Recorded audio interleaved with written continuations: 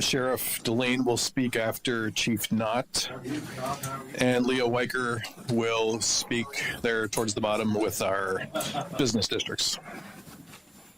And Leo Weicker is with the Military Avenue Business District.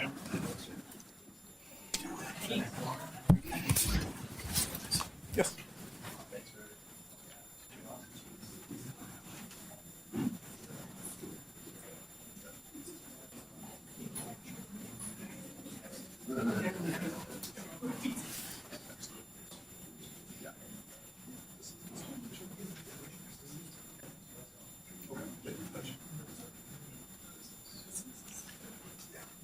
All right, we'll go ahead and get started with Brown County Executive Troy Struckenbach.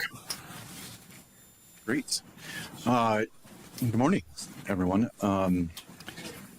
It's kind of weird. You get up after the event and you're sitting there wondering, okay, what's on my agenda? Because you're so used to, talking about this on a daily basis. You almost feel like you live, breathe, and live it every day. So here we are, 24 hours later, 48 hours later, and we're kind of taking a step back and recognizing, wow, we just pulled off something that this area has never seen or really witnessed and planned for.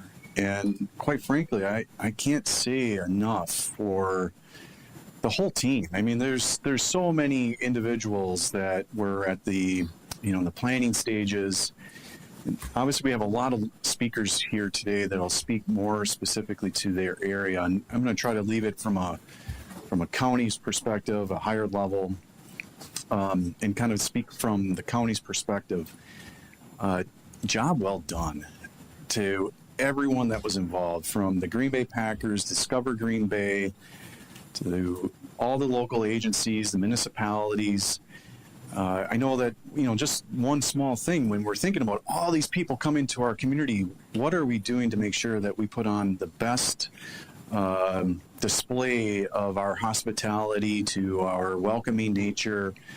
And we saw it. We saw it at the Austin Straubel International when people were coming off the planes, being greeted with our volunteers, with the goodie bags, cheese curds. We were hearing comments, throughout the 3-day event, and how that one small gesture played such an important role as that first kind of, aspect. Leading up to the event, we saw our highway crews going through and cleaning up, making sure that the entryways to this community looked great. All of that kind of just, was part of the conversation and part of the planning. But when you think about it, when you have that many people, it's really important for us to be thinking about safety and the enjoyment. How do we make sure that we get people in and out? How do we make sure that they are safe and our first responders can actively, get into a situation with an event this large? And you'll hear from the law enforcement, the fire, about all the planning that they did over the course of the last year. And quite frankly, again, job well done to the whole team, because in the end, I think one of the reoccurring things I hear is just how enjoyable the event was, how safe people felt, how clean, all of those things. And you'll hear the stats from both the sheriff and the chief that both arrests and, disorderly conduct was way, way, way low. And so from that standpoint, I think all that planning, when I think about Brown County, I think 911. We had a separate operation set up just for the draft. I think about our emergency management and the EOC that was operating with 30 different agencies. I think about our highway shop, the sheriff's office, all those different aspects that the county was involved, but they're the quiet behind the scenes, the things that you didn't necessarily see. And that's what that team is necessary to make an event like this so successful. So really, truly want to say thank you to the whole planning teams. I want to say thank you to the Brown County team members who were instrumental in making sure that they're ready to be a partner in this whole process. Thank you to the city of Green Bay, the village of Ashwaubenon, the Green Bay Packers, basically everybody coming forward. And of course, we're going to be analyzing and looking to see what the end results are. But I think one of the big things that we really wanted to accomplish was to showcase the state of Wisconsin, showcase Brown County, showcase Green Bay, the Green Bay Packers, that whole item that most people, really think about when they think of this community. We just really did a great job. Now, we recognize that the community's investment was sizable. Brown County had roughly $1 million invested in this. City of Green Bay, probably roughly $1 million. And we've heard from the village of Ashwaubenon around $250,000. And we're hoping that the state of Wisconsin, because I saw a lot of state legislators and the governor was here, hopefully they recognize that this community investment really displayed the state of Wisconsin, because we know that Milwaukee was talking about how the impact. We know the Fox Valley, Wausau, throughout the state there was impacts taking place, and so when they're debating this next budget coming up, we hope that the dollars that Representative Stephan and Franklin are introducing, that bill makes it into the budget and the governor will approve it and help us with the local resources here for those costs. But overall, I think you're going to hear resounding comments from all the speakers about just how well this event went off, how, from the first responders, we were well prepared. And really, I think this just kind of sets the stage for us to be able to do these type of events into the future. Again, selfishly, from Brown County's perspective, we got to finally see what the Resh Expo could do. That facility is awesome. PMI, our partners over there, really that ran it for us, did an amazing job being, again, behind the scenes, but it really showcased what that building can do. And hopefully, through Discover Green Bay, the Chamber of Commerce, PMI, we're actually able now to go out to those markets, Detroit, Minnesota, Chicago, and start to bring in those events into this area that probably a lot of event planners are second guessing whether or not our market and our community can actually accommodate that type of an event or a large event like that. I think we proved it. And I think we will start to see those larger events starting to come into Brown County. So when we think about the impact, we have the short term and then we have the long term. And the long term, I think, is going to pay dividends for Brown County, the Fox Valley region. And I think you'll hear that from a lot of the speakers today. So with that, I'm going to turn it over to Mayor Genrich to speak from the city's perspective. And thank you again, Mayor, for all of your leadership in this event. Yep. Thanks a lot. Well, thanks so much for those comments. I'd say ditto to pretty much everything that the county executive shared. As I've said before, Green Bay is the smallest NFL city with the biggest heart, and I think that was on full display throughout these last few days with the draft being hosted here in the city of Green Bay. And again, as the county executive said, just total gratitude for everybody who played the smallest to the largest role in making it a safe and successful event. As he said, it really starts with public safety. So, to our police and fire, to the county sheriff, to Ashwaubenon village safety as well. Just a tremendous effort, and obviously not just this weekend. There was a lot of time and effort and planning that went into putting together a really successful event. And from the city's perspective, obviously not just those couple departments. It really was a full hands-on-deck effort with our Parks Department, DPW, Metro Transit, but really everybody going above and beyond, especially for some of the events that we partnered with on Broadway with the Draft City Music Festival, with Bay Beach being open early, with our Field Fest. Really everybody just stepped up and went above and beyond what their normal job duties dictate, recognizing how big an opportunity this was for the city and the region and the state of Wisconsin. Again, thanks to Aaron Popke with the Packers and Brad Toll, who have really been at this from the beginning, from the first chance for a community outside of New York to host this event. They've been thinking and planning about it.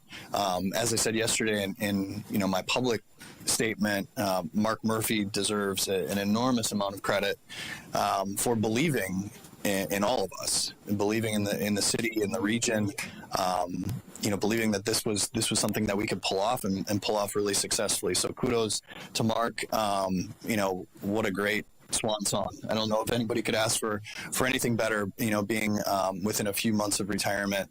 I think this is a great tribute to his leadership as president and CEO of the Packers.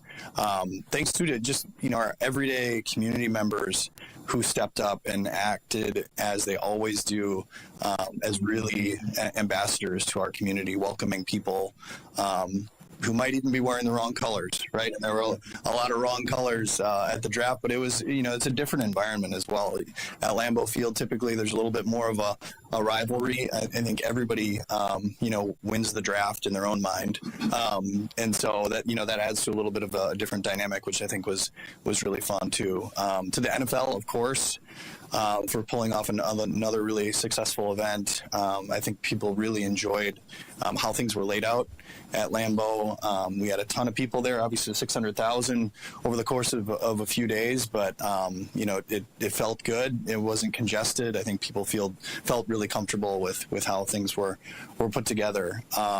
Obviously, our business improvement districts were so instrumental on Broadway, like I said, collaborating with us on a couple of those city events, and in downtown Green Bay and their entire team with some really unique and special events to support local charities with the Kringle Combine and the Booyah Battle. I was fortunate enough to be a judge for the Booyah Battle, in my wife's estimation, not a very qualified one, but Jill Everman, set the stage for us, for Bill Jartz and I, and had a great time with that. Mentioning those events just because they were fantastic and generate a lot of attendance along with the farmers market, but also I think kind of expanded our minds a little bit, offered us some insight into the things we can try and continue in the future with those two events in particular, and then also with the Draft City Music Festival, some elements there that we'd love to continue as well. So we've got a ton of speakers here, so I'll cut it there. But again, just enormous thanks to everybody who played a role in making this a really successful event, for putting Green Bay on the national stage in a really positive way. So thanks to everybody gathered here. And with that, I'll turn things over to Aaron Popke with the Green Bay Packers. Thanks, Mayor. Well, good morning, everyone. And on behalf of the Green Bay Packers and Mark Murphy and everyone involved, we couldn't be more pleased with how the event went. So there's a deep sense of gratitude to everyone that was involved, and we're really pleased the community enjoyed it, and people from around the state and country that came in to experience Lambeau Field, Greater Green Bay, and everything that we have to offer. I know the NFL was extremely pleased. Those of you who covered our media sessions on Friday and Saturday certainly heard that directly from them. Just very pleased with the event and how the community showed out, how Packers fans and NFL fans showed out. And that's the beauty of the draft, the energy of the draft that the NFL certainly has built up and what has evolved with this event. And we were so pleased to have the opportunity to host it. As was mentioned, Mark Murphy, when the NFL took it on the road back in 2015, right away said, hey, that's something that could come our way. We want to make sure it does come our way. So from everyone at the Packers, really, again, a deep sense of gratitude for the opportunity and the way everybody showed out. In particular, our host committee that garnered support from many donors and supporters that helped us put on the event. And that was invaluable, of course. And everybody on the local organizing committee, the Packers, Discover Green Bay, PMI, the team over at Resh Expo, of course, was a big part of it. So we're pleased with that. And all our municipal partners, even stepping up to the state level. The state of Wisconsin was a great supporter of the event with support in many ways.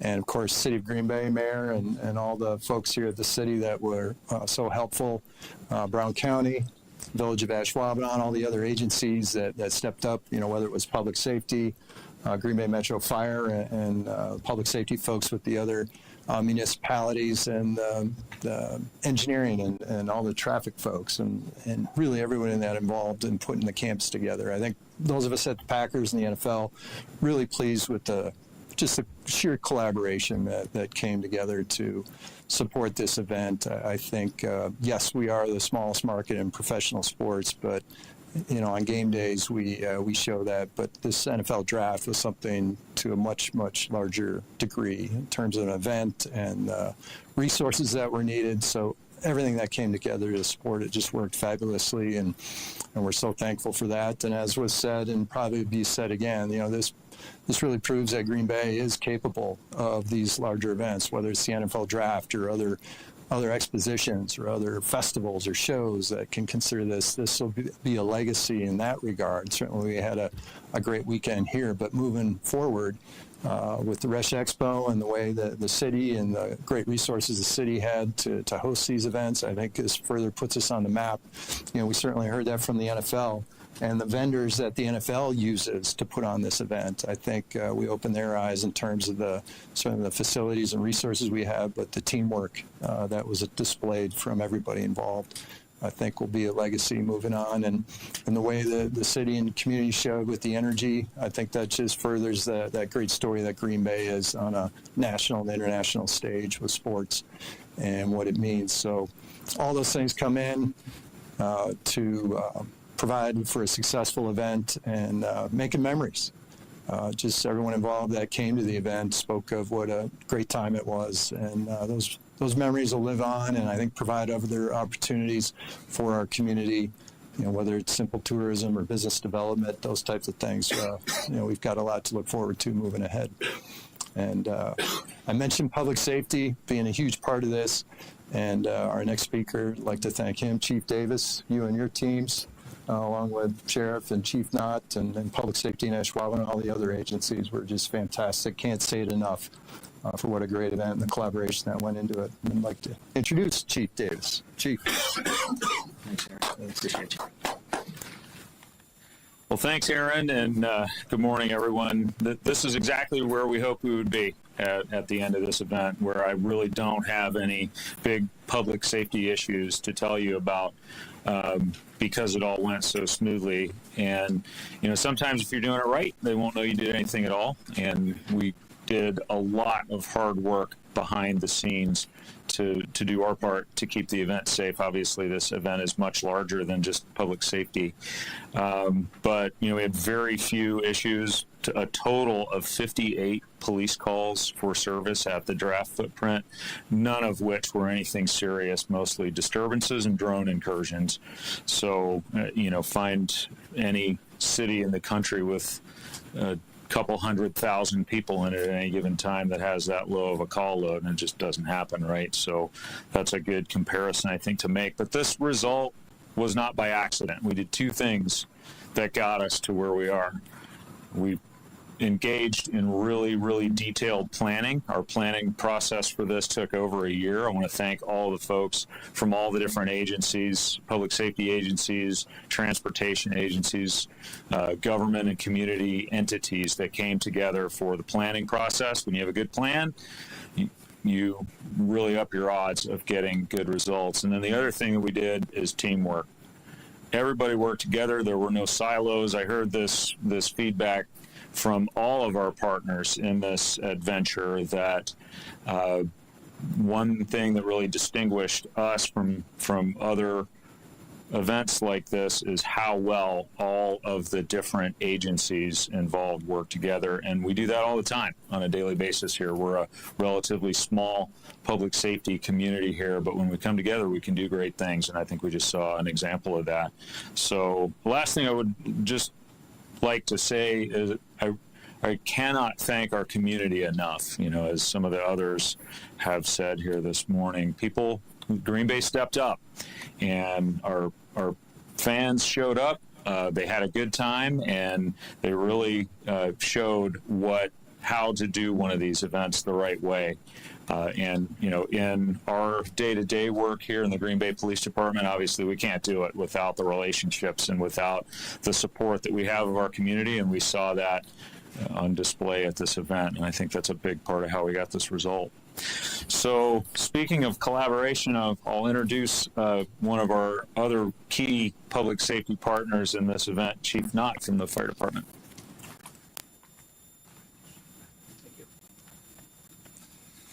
Well, good morning. Just echo some of the compliments that Chief Davis said. I mean, this was a fantastic event. We're excited to be standing before you to talk about it, and again to talk about not so much what we did at the event, but also some of the planning processes that went into it. So thank you to all our public safety partners. Prior to this event, until the grounds are back to normal, our personnel from Green Bay Metro Fire Department will be on site, working diligently to ensure the health and safety of everyone that's working there. This includes all the workers, the fans, obviously, that came out in droves, and then other responders. But truly, the success of this event would not have been possible without the help from our local, state, and federal partners. So for our numbers, we'd had 15 ambulance transports off of the site. We responded to 71 EMS incidents there, responded to one fire, but then really did the proactive approach too with over 500 public assistance calls and then first aid to 172 visitors. So our personnel were very busy and very active in preventing injuries, which was the big focus that we had. This was a historic event, not only in terms of size and complexity, but the collaboration and the cooperation that we received through our public safety partners. Probably the biggest compliment that we received during this whole event was just how well we all worked together. This was by design. This wasn't just something that happened.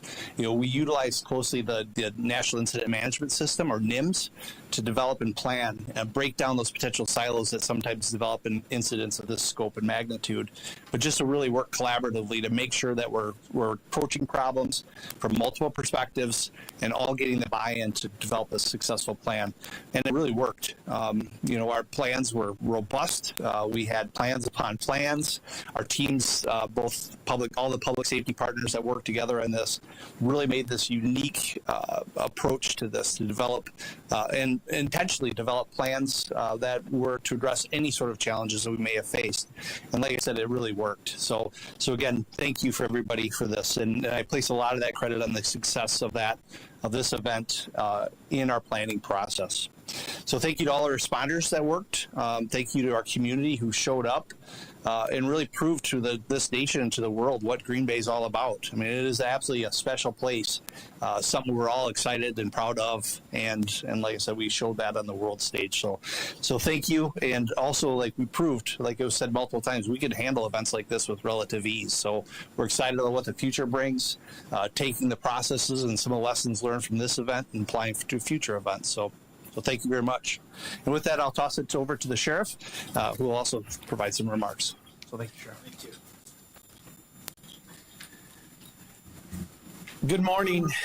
As we talked several times during the course of the week and during the draft, I had indicated that it was, at that point, less than average for contact with law enforcement throughout the entire county. And I'm very happy to report that overall the end result was that it was a less than average week across the county as it relates to law enforcement contact and those who ended up being at the Brown County Jail. So it was less than average, which is absolutely wonderful.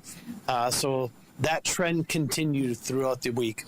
As you heard before, it really is a tribute to the partnership that we have with all of our law enforcement throughout Brown County, from Ashwaubenon Public Safety to the City of Green Bay, both with police and fire, to the Sheriff's Office, and then our state partners, whether it's the Wisconsin State Patrol, Division of Criminal Investigation, and then our federal partners, certainly the FBI and Department of Homeland Security, to name a few, working together to have a good event, well planned out. And lastly, I think the praise really needs to go to our fans, to our community, but really the Packers Nation fans that showed up and were so well behaved. But not just the Packer fans, just National Football League fans. And I think this is a reflection of the culture of Wisconsin, the friendliness of the Midwest, and what to expect. And that was on full display. Prior to leaving the command, I had an opportunity to speak to the National Football League head of security. And she had indicated that it was an absolute joy being here in Green Bay, and it is the people and the fans of the Green Bay Packers that make it so special. And I think that was on full display. So my hat's off to the community, and especially our Packer fans who showed up and, really had a positive light on our community. So, and lastly, without a doubt, none of this is possible without all of our community supporters from Discover Green Bay, the Green Bay Packers, who were so instrumental in this. But there are some other people that I really think deserve a lot of credit when we talk about safety, and there's two that I really want to mention. The first is the Brown County Tavern League. The Safe Ride program, if you haven't taken a look at their numbers, they're amazing. Over 9,600 people received transportation through the Safe Ride program of the Brown County Tavern League, which is, an amazing number to move people back and forth. And lastly, to Patty and Green Bay Metro for moving so many people to Lambeau Field and out of there safely. So thank you to those who made it possible for us to have such a safe event. And with that, I am going to turn it over to Patty at Green Bay Metro to follow up on that. So thank you. Thank you. Thanks. Well, good morning. I'm not sure if I can add any more to what everybody has already done so and had mentioned, but I will tell you it was absolutely phenomenal event and super proud to be part of that. Chief Delaney had said it was a below average weekend for them. I can't say that for us. So we had just about 20,000 trips in those 3 days for Green Bay Metro. To give you a little bit of comparison, we're typically about 8,000. So it was a little bit more than we normally do. Kudos to my staff and to everybody that helped. Could not have done it without them. DPW and the Green Bay Police Department are huge partners with us, even if it's regular game day routes or a huge event like this. So we couldn't do it without them. And again, with, the Village of Ashwaubenon and everybody working together, it truly was great. And I can tell you firsthand, bringing all these people home, I mean, it was just a lot of positive comments, and kudos to the city and to the county and to the villages as well. I mean, we did not hear any negative coming back, which was great. We didn't have any issues at all with passengers, maintenance, anything. So it was totally flawless on our part. So we are excited for that. And especially thanks to the Green Bay Packers. They've always been great partnerships with Green Bay Metro for transportation. And so we appreciate that, but I think, as everybody said, this is just kind of the start to those large events that I think the community definitely showed off that we could handle. So transportation was a concern of ours right from the beginning. Green Bay we're big in heart without a doubt. But, from a transportation perspective, we are very small compared to many of the other cities that host these events. As I had mentioned, private and public partnerships were going to be critical through this whole process. And I think that really proved out to occur. Don from the Tavern League worked very closely with us, so that was great. And it was really making sure that we weren't duplicating services and using all of our resources to the best we can. So that was absolutely excellent. So definitely no silos, and I think that's a huge key in all of us being successful. So again, I want a special thanks to all the departments that had helped in the communities, and definitely my staff. They absolutely loved it out there. Everybody had a great time coming home, and so that always makes for a great day at work when everybody's cheery. So the only thing they were disappointed on, they didn't really get to go and enjoy the draft quite as much, but they did get to live that experience through all the riders. So anyway, so it was great, and we were super happy to be part of that, and I got to squeeze in and attend downtown on Wednesday night, which was an absolutely great event. So with that, I'm going to introduce James Anderson. I like to be able to go ahead of him and not follow him because he's quite the act. So thank you. All right, welcome. I'm James Anderson on behalf of the Green Bay Parks Department. And I just want to say, so I woke up every day on the way into work, and I go by the airport, and I see that big, huge sign that says how many days are ticking down until the NFL draft. And then I just minused 1 day from that, how many days we had to kind of put together a really unique, collaborative, awesome event down at Light Park. And it was a beautiful scene down by the river with the city backdrop and downtown, in the downtown and on Broadway districts. So I woke up on Wednesday morning, and I was a little bit excited, of course, and I saw that the media was calling it the unofficial kickoff to the NFL draft, but in my head it was the kickoff. And so I was pretty excited, and we got down to Light Park, and just as the day went on, it kept on just getting better and better. It was just a great event. It felt right. It just felt good. Had a couple moments on Wednesday, especially when it got a little darker out. You seen the bridge lighting, and the taste of the draft was behind there with all the Schneider lights on, and the music was going. The family-friendly atmosphere was there. A container bar was in the middle. The fireworks were going, and it was just that moment where you're like, yes, like this is what Green Bay is all about. Everybody was positive. Everybody was having a good time. Everybody was safe.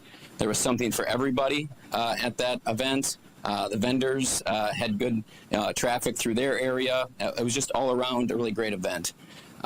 Saturday, I had that moment as well. That one came when I was on stage introducing the final band, Less Than Jake, and I got a little pumped up. It was a good time. The crowd was feeling it, and I was too. And that's all about for me. This, I think, is the best job. I think our Parks Department is the best department.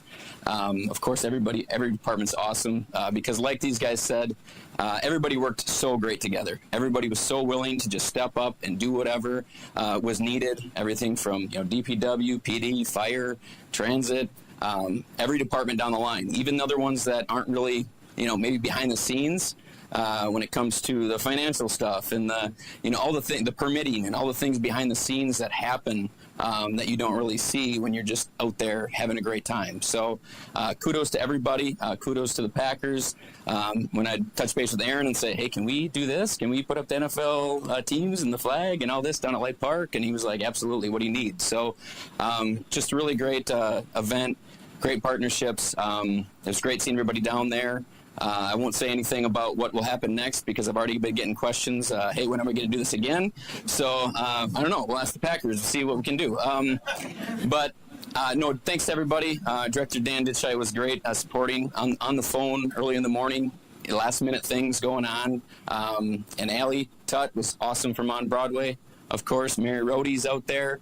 I think we hit 103 media things going on prior to our events, so it was just a really great collaboration that way. Downtown Green Bay just did whatever they could to help out, and that Touchdown Downtown committee group was just really, really great to work with. I've told everybody this already, but I just felt like this is how I felt like our community can be when we all work together and really we can do some really awesome things. So kudos to everybody.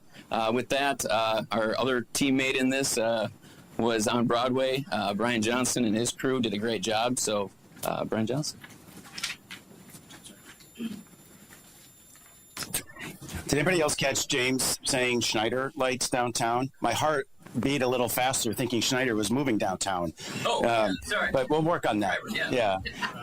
For anybody who knows me, you know that numbers and math are my love language. And so I'm going to share a few things with you. But first, I want to, as James already acknowledged, Mary and Allie, who are here today, who did a great job for our organization. Betsy Sorensen as well, who did a lot of really good work with recruiting volunteers to work some of the things downtown.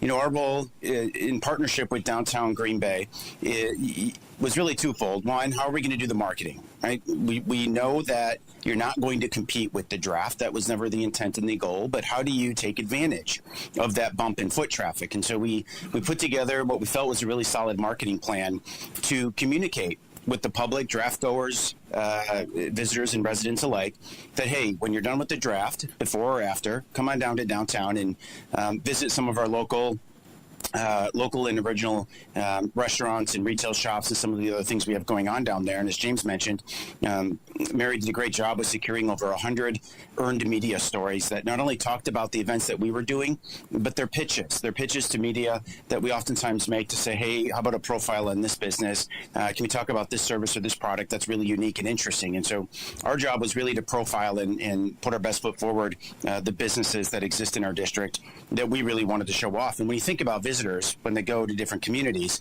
they want to see what's unique and original and what's distinct about your community, and we feel that downtown offers that. We invested money not only in marketing, you know, when you think about digital media, billboards, social media, that kind of thing, the earned media that we talked about with you guys, but we built out some infrastructure. touchdowndowntown.com was the website that we created to put everything all downtown on that.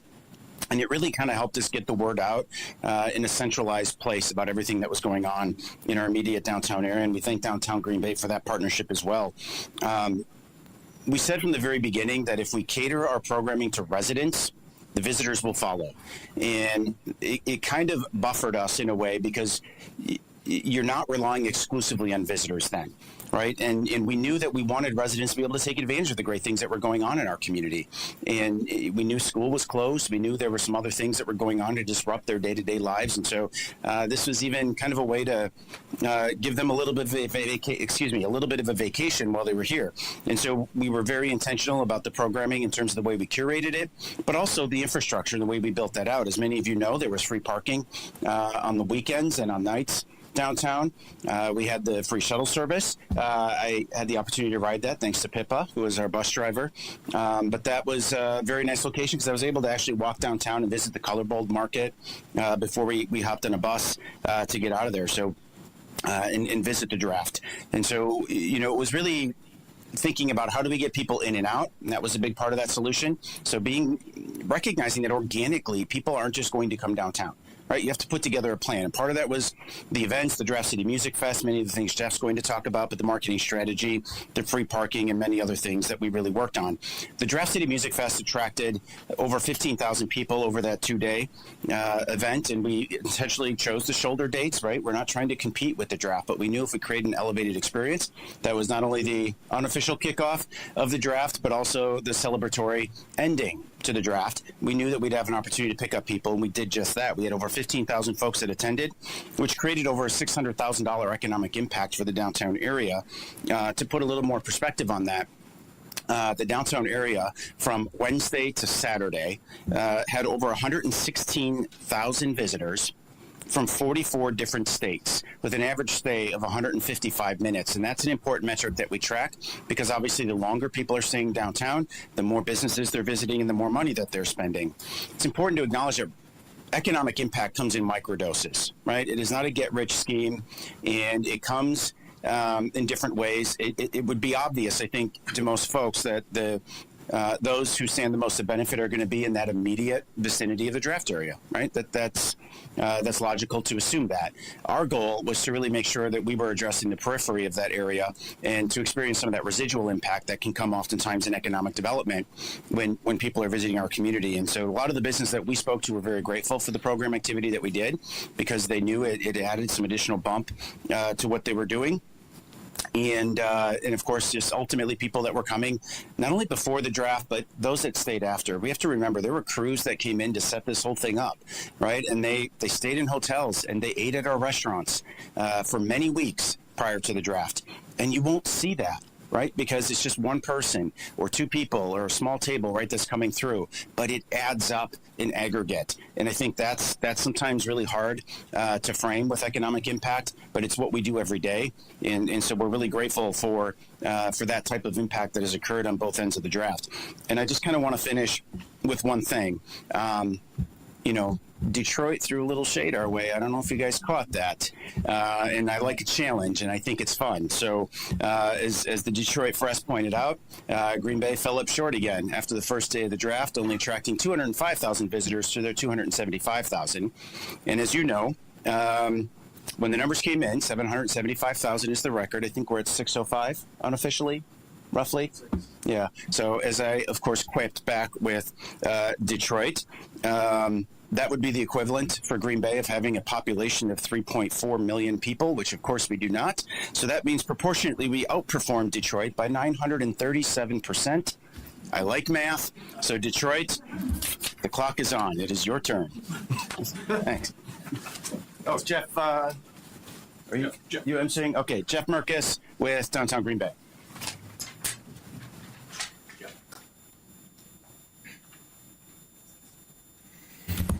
Good morning, everyone. It's an honor to be with you today to share some perspective from our business improvement, Downtown Green Bay Incorporated. When we first heard the name, the team came up with Touchdown Downtown. It's a call to action. And, we really lived it and believed it. And it was just outstanding to see how that website built and all the activities that were promoted on it. And it's just today that our team is putting our regular gear back on, and the Touchdown Downtown gear is now a part of Downtown's history. Our organizations and many of us involved with the Touchdown Downtown team were really focused on the first impression.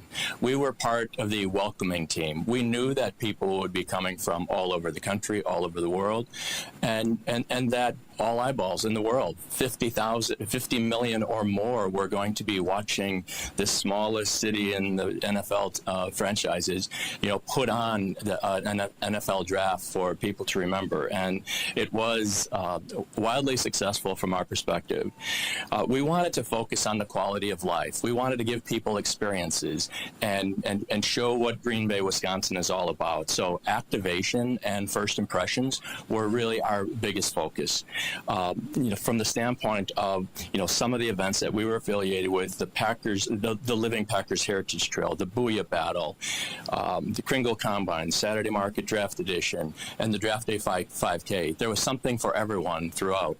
And even in a tough weather day, and you all can remember what that day looked like, we had 20 booyah chefs, 20 booyah kettles full, and the 13 booyah kettles, and the nonprofit organizations that were there to help out with it. Half hour before the event started, I was wondering, where are we going to go with all this leftover booyah? And all 13 stands sold out. And that event, those 13 nonprofit organizations, over $20,000 was raised for area nonprofits. So it was just, that event really just showed that no matter the weather, people came out for it. The motto of that event was, it's a perfect day to eat chicken booyah. And and we knew a lot of people wanted to come out and experience that. As others have mentioned, there were a lot of important collaborations, and I know that some of these solid relationships that in our community will build on those collaborations. The city, the Parks Department, Public Works Department, many city departments, Discover Green Bay on Broadway. Those 13 nonprofit organizations, they didn't know that what that experience would be like. They stepped up and made it happen. Evergreen Theater, such a focus on the history, because our downtown area is where Packers history is originated. Evergreen Theater, the Brown County Library History Department, Brown County Historical Society, and Packer legend historian Cliff Crystal. All of these people really had a strong just a passion we have an opportunity to show the world what our community is like. Just a couple shout outs, and the fact that Schreiber Foods offered their beautiful office building in downtown to feature 20 of the best supper clubs in our state and have the taste of the draft. That for our team, we saw an NFL event in our downtown. We just thought that was a really cool way to start, to have those VIPs and people who wanted to support that NFL charity, having them in our downtown. I had a business owner this morning say, it was just so cool on Wednesday afternoon. Downtown, people were walking around all over the place. They love that. And, it's those types of things. And while Brian's love language might be numbers, many of those who know me, that numbers are probably not my love language. It's experiences like that. And so many people we talked to were so impressed by the fun activities in the downtown. Another shout out to the hotels. The hotels in our community. This event probably would not have been able to happen if Discover Green Bay was not able to assemble the hotel rooms needed to bring the NFL draft to our community. So they may have given up some room revenue to make this possible, but we also saw that our downtown hotels, they were hosting media and VIPs and NFL prospects. And that additional vibe about how our downtown came alive, for me, being involved with this organization for over 25 years, this was the pinnacle week. This was a pinnacle week of putting our organization, doing our part with marketing and first impressions and activation. And my final shout out goes to the transportation plan. We know that it was the right thing to do, and we just love the way it worked and saw people using it. My wife and I used it numerous times. It was the easiest way to go back and forth, and the fact that it cost nothing. And so I'd just like to say, thank you, Patty, for the work that you put into making this, and Mayor and others who coordinate that transportation plan, because it just really, for many years, we have been looking for ways. How do you better connect your downtown to Titletown? It's 3 miles away, but we shortened that gap a lot during the NFL draft. So thank you to all of our collaborative partners. And I'd like to now turn it over to Leah Weicker, the director of the Military Avenue Business Improvement District.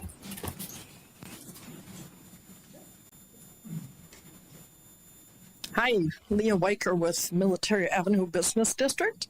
We were right next door to the draft. Now that it's over, I want to do it again.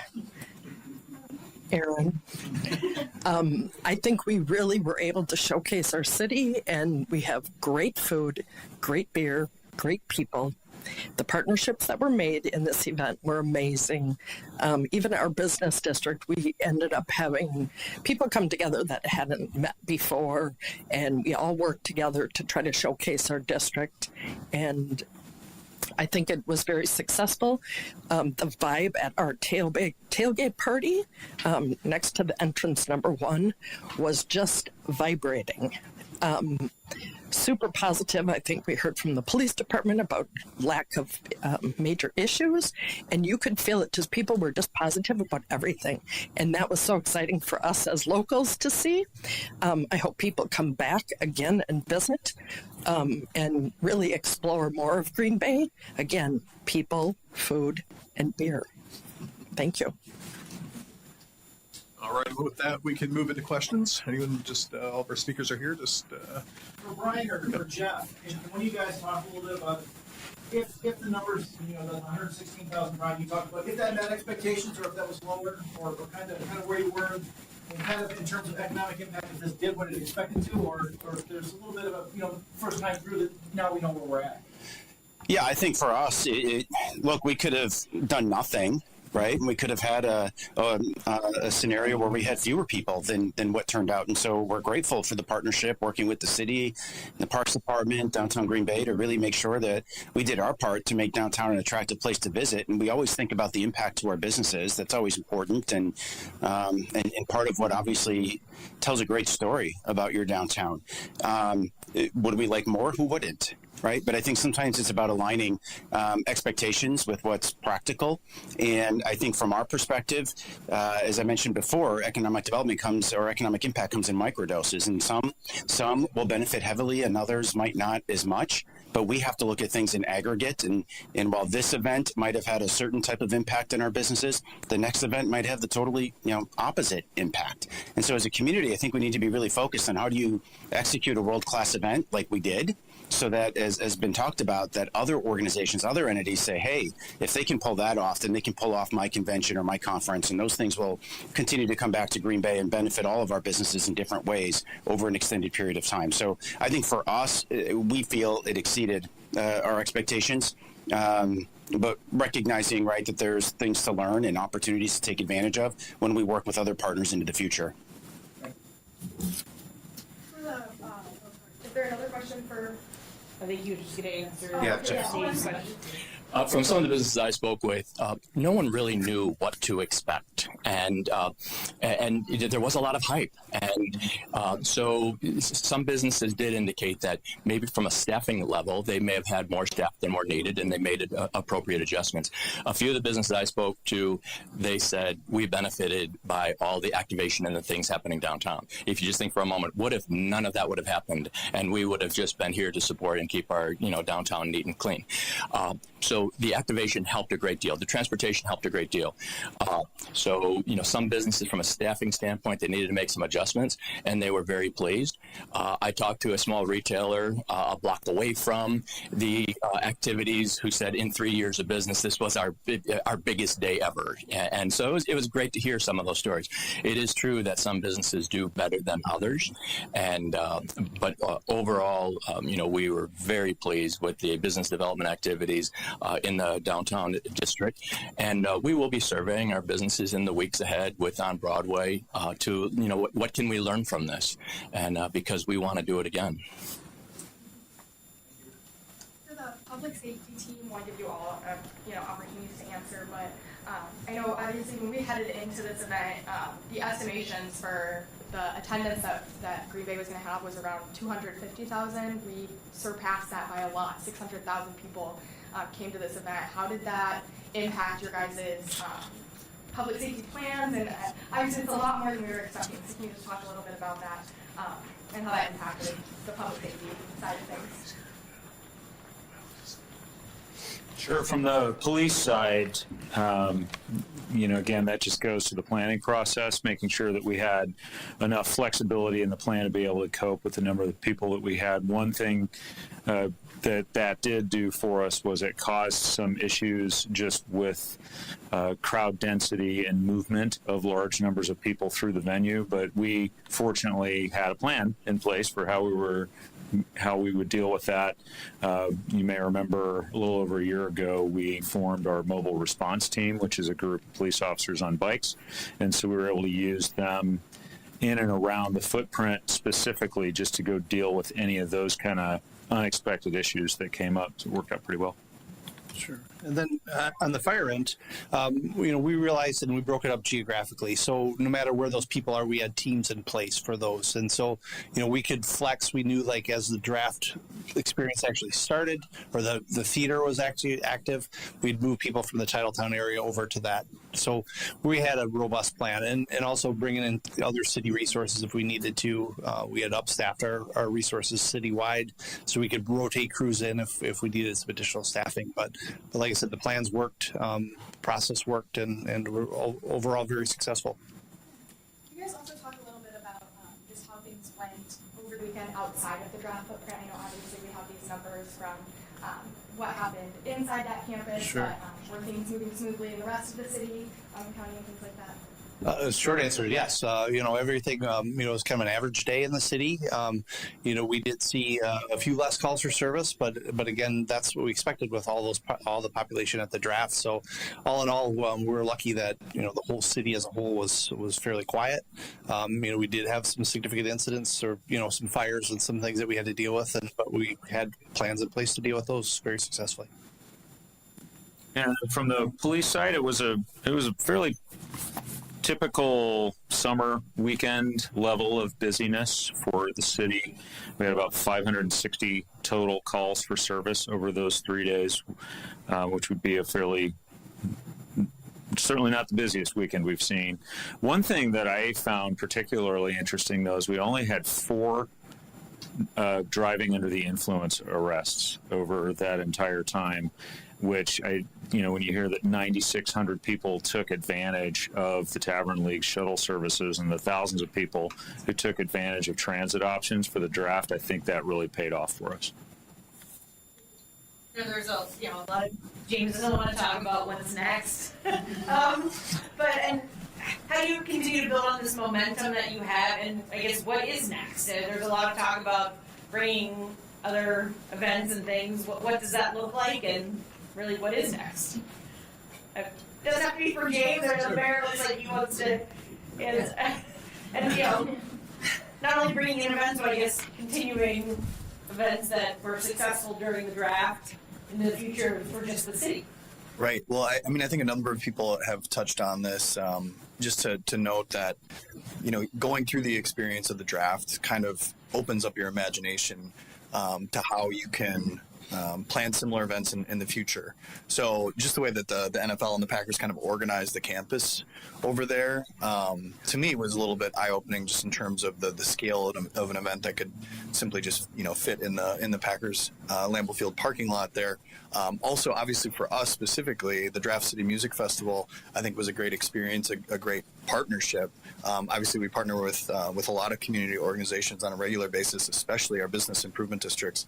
But I think it's fair to say that this level of partnership was at a unique level that James can probably speak to better than me. But I think the takeaway is just there's a lot that's possible that maybe wasn't on our radar previously. And we've got some big events coming to the city.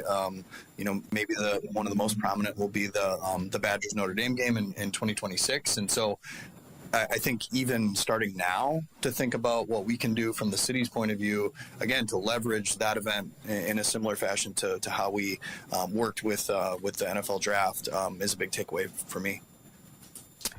I want the collaboration. I think the relationships built, like we talked about, kind of thinking a little bit, I think, broader on how we can work together to really elevate. All events essentially, I think, are pretty much the same. It's just what scope of event, what level do you want to do your event at? And then you need resources and staff and collaborations and partnerships and sponsorships and all the things that we talk about. So I think with this whole experience, I think it's kind of changed the way maybe we envision what's possible. And I think it's just really exciting to know that we can start to have these conversations, and it's not like something really different now. We know it's possible. We know we can do these things. We can build upon it. Both smaller events and bigger scope events. Already with the Light Park, this summer we're going to have the container bar down there with the beer garden and the playground. That's staying there all summer. For the Levitt music concerts on Sunday night, which on Broadway put on, that's going to be down there. We're going to have the 4th of July down at Light Park. I thought of a really interesting. I don't watch the news a whole lot. Sorry, guys, but I'm just kidding. I watch it all the time.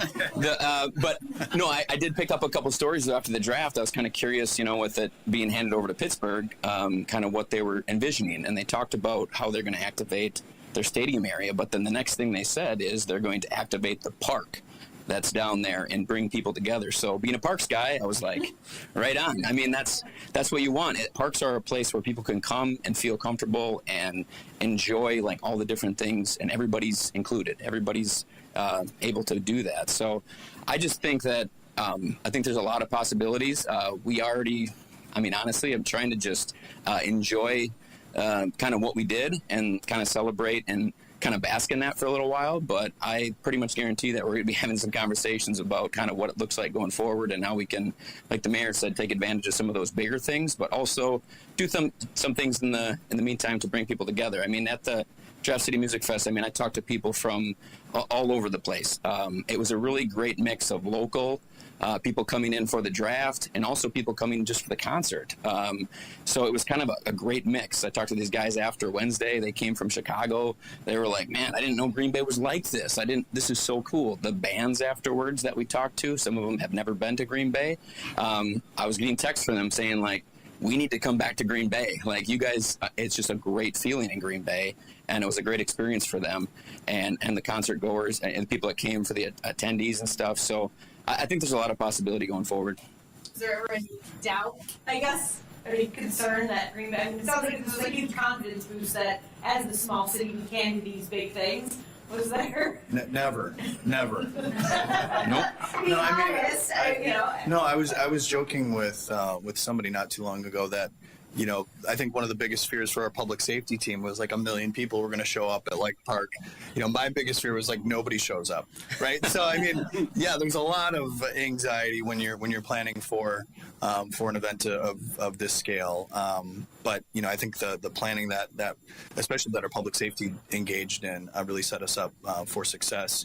But yeah, you never know. I mean, there's so many variables with weather and everything else that there's a lot of uncertainty until you actually, you know, get to the day. Yeah. Well, I was just going to add, you know, from that macro level, you know, you talk about the relationships. We have some people from Discover Green Bay. One of the things that we heard from PMI and looking at the Rush complex and talk about collaboration, right? So there's a promenade that was built. The activation, you can see what's happening between Titletown, Lambeau Field, the Rush complex, and, you know, the development that's taking place you know, eastward. That in itself, you guys, is going to create opportunities that we really never thought about, we imagined. But I know that just with Discover Green Bay and PMI and working with the NFL, there were conversations. They're being invited to go explore other events. And as I mentioned to you earlier, the whole purpose around the Rush Expo and that development was not for us to continue to be just a small regional event space. We wanted to be, you know, a Midwest event space where we could get that, you know, that 6 to 8 hour drive, you know, the major markets that are right around us to be able to bring in those events. And I really, you know, usually these things take 2 years to, you know, get out of contract and then sign a new contract and get all the infrastructure in place. But I'm really excited to see what actually comes from that. And we're excited about that economic impact from the local level. How cool was it, really? I mean, hats off to the Green Bay people for putting on a programming event, you know, on the tail ends of the draft. And really being able to come in and appreciate that Green Bay, that greater Green Bay, Brown County, whatever you want to call it, you know, just event space and activation. And when James mentioned, because I was down there, I'm looking across the river, I see the lights on the bridge, but then I see Schreiber Foods lighting up their lights with the taste. And it was just a really cool, fun family event. And I think the city has proved to themselves, the village, the county, that we have really opportunities. And the thing that's going to get in the way, of course, is if our collaboration doesn't continue to operate, we will be in silos and we won't be as strong. And the Stadium District Board, you know, they generate revenue. I know that we're excited for this another event that's going to happen in Lambeau. I'm hoping that the Packers continue to think about event spaces and how they can program. Those are all very important components because, you guys, nothing's free, right?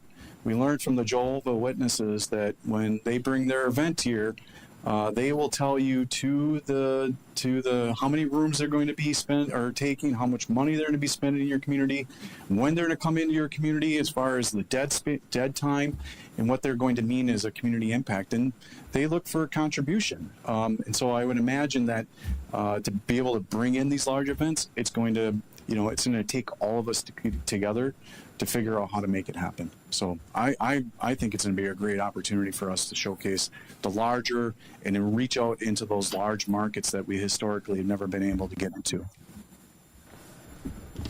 Can you share any kind of bucket list events you would like to see here in the next, few years? Taylor Swift. I'm sweetie. For my daughters. Just for me.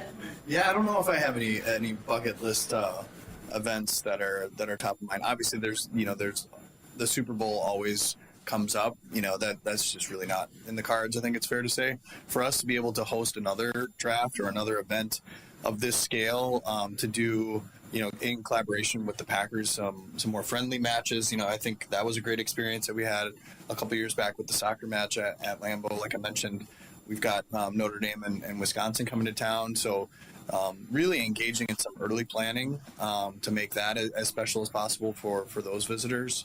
But yeah, to James's point, it's kind of nice just to sit with this event for a little bit, and and then begin thinking about what's next here in the near future. Is there any advice that you have for Pittsburgh that you wish that you received? I mean, really in line with what I heard from some of my colleagues from former host cities, Detroit and Kansas City in particular, which is just to to leverage the event as much as you possibly can. As Brian and Jeff were kind of talking about, just make sure that that you don't let the event kind of pass you by, because the NFL does a fantastic job of planning planning the draft itself and putting on an amazing TV production and creating a great experience for those who are there. They do some community events as well, but their primary focus, and they'll tell you this, and I think they stated very publicly, like their focus is obviously on that event. And so if you assume that just naturally things will happen in your community because the draft is here, I think that would be a mistake. And so that was really good advice that we got from Kansas City and Detroit, and definitely advice that I've already shared with a couple of outlets from Pittsburgh. But yeah, wishing them luck. Pittsburgh's a great town, and I think they're going to do a great job with it. All right. Just play off of that, right? So the big events are important, right? They bring out a lot of stuff, but let's not forget about the small events that add to the everyday quality of life here in our community. And I want to remind you guys that tonight we're doing the launch party for 11 Amp Music Series. Where is it, Mary? At the Depot. So we invite you all to where? Sky Lounge, Settletown Brewing, Sky Lounge, right? So come on out and hear that, because the Dress City Music Fest, part of it was to showcase Light Park. And as all of you know, we were working on that stage and pavilion project to go there. The 11 Amp Music Series is meant to be one of those series-based events that, again, contributes to the quality of life here every day and is meant to create activation and vibrancy in our downtown area. So not everything has to be about the big events, certainly. I know that those are the fun ones to cover, right? But continue to think about the small ones that can always spin off of those large events and how our residents can benefit from that. The hospitality sector is huge in our community, and the draft doesn't employ all those people year round, right? But the series of all those events do. And if we did not have these large events, our residents would suffer, because you'd have fewer local restaurants, you'd have fewer retail options, you'd have a whole lot of other businesses that we get to benefit from year round, because hospitality comes here and helps prop those up in different ways throughout the year. So just again, continue to think about the small events too. I have one question for you, Brian, or for Jeff, whoever might be able to answer this. So there's been a lot of talk on social media specifically that there's a lot of local businesses and or food trucks who came up this way, opened their doors, had staffing, and their turnout that they thought they were going to get didn't happen. There's a lot of people just concerned.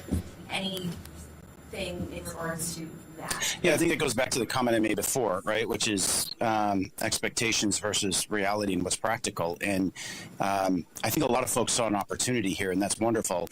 But we don't have to have a villain in this story. And a lot of the businesses that I spoke to said, hey, you know what? It wasn't, I overstaffed because I wanted to be prepared. And I didn't need all those people, and I let them go, but I still had at least an average or slightly above average weekend. Why is that a bad thing, right? And so I think, again, I recognize that maybe we didn't quite elevate the expectations for some folks. There are different reasons why they might have, established a really high bar, and there's nothing wrong with that.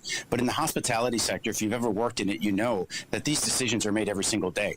A snowstorm comes in, and now you have to cut staff because weather impacted your business for that day. A different event maybe comes in, right, and pulls people away from your business. But it also happens in the reverse way, where oftentimes businesses can be understaffed because the weather's better than you expected, or another activity kind of pulled people into your business that you weren't anticipating. So I appreciate the ease, if you will, of leaning into that, because it's a hot story and a hot topic right now.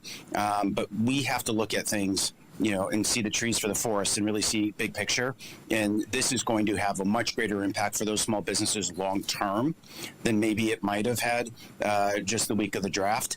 And we're going to continue to plug away and continue to attract those events that will support them year round. Do we happen to have numbers on like hotels, like how many hotel rooms or anything like that was booked or things like that yet? Do we have some history? Yeah, I can maybe touch a little bit of that. We don't have an exact on the hotels, but I can tell you For the draft, the NFL blocks themselves.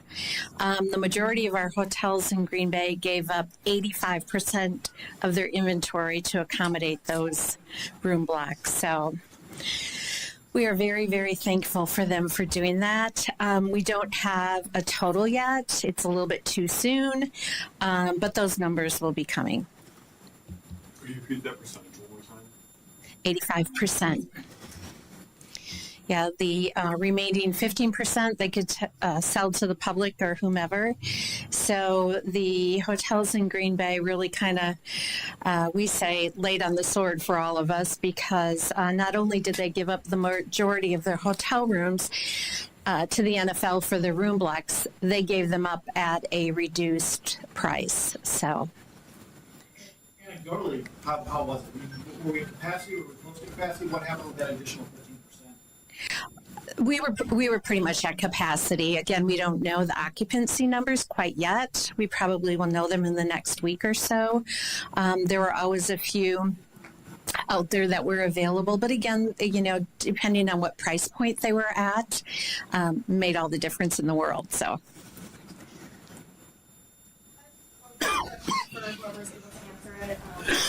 Maybe public safety, but with the traffic plan, I think something that we heard from a lot of people was that they were kind of surprised how easy it was to get here and how well and smoothly things were running. I know I experienced that as a media person going to the draft and things, that things went well. What was different, I guess, about this weekend for that traffic plan, especially when you compare it to maybe like a regular game day? Was there anything that you guys did specifically different to make things run so efficiently?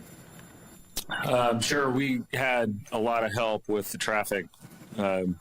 I'll start with the traffic planning process. That was a collaboration between Departments of Public Works for us and the Village of Ashwaubenon, and then the state DOT was really involved in the creation of the traffic management plan.